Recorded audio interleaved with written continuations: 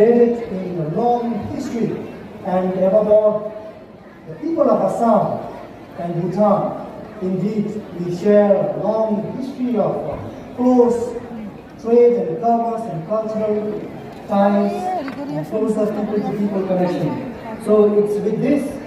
It is also in close proximity to Bhutan and Bangladesh. This is strategically located with a potential to offer multimodal connectivity through road, rail and inland waterway modes. Jogikupa is one of the declared ports of call under Protocol on Inland Water Transit and Trade between India and Bangladesh, as well